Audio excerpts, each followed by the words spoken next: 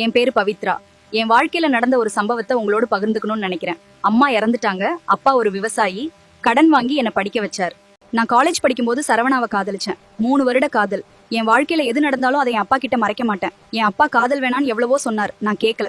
ஒரு நாள் என் காதலன் போன் எடுக்கல. அவன் நண்பர்கள் கிட்ட விசாரிச்சேன். அவன் ஒரு கோடீஸ்வர பெண்ணை கல்யாணம் செஞ்சுக்கிட்டது தெரிய வந்துடுச்சு. சரவணன் கிட்ட ஏன் இப்படி செஞ்சேன்னு சண்டை போட்டேன். நீ ஒரு ஏழை, உன்னை கல்யாணம் செஞ்சுக்கிட்டு கஷ்டப்பட விரும்பலன்னு சொல்லிட்டு போயிட்டான். நான் அழுகல, கவலைப்படல. நேரா அப்பா கிட்ட போய் நடந்ததை சொல்லிட்டு, அடுத்து நான் என்ன செய்யணும் சொல்லுங்கப்பான்னு கேட்டேன். அவர் சொன்ன ஒரு வார்த்தை என் வாழ்க்கையே மாற்றியது. உன்னை பிச்சைக்காரின்னு சொன்ன அவன் முன்னால நீ ஒரு கோடீஸ்வரி ஆகி காட்டு, அது உன் அப்பாவோட கட்டளைன்னு சொன்னார். கஷ்டப்பட்டு உழைக்க ஆரம்பிச்சேன். பல நல்ல உள்ளங்கள் செஞ்ச உதவியால நான் இன்னைக்கு பல கம்பெனிகளுக்கு முதலாளி ஆகிட்டேன். கோடிக்கணக்குல பணம் இருந்தோம்.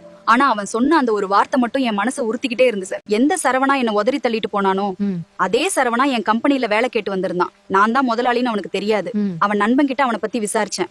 சரவணாவை கல்யாணம் செஞ்ச கோடீஸ்வரி அவனை தூக்கி வீசிட்டு வேற கல்யாணம் செஞ்சுக்கிட்டு போயிட்டாங்களாம். இப்போ ஒருவேளை சோத்துக்கே அவன் கஷ்டப்படுறான்னு சொன்னார்.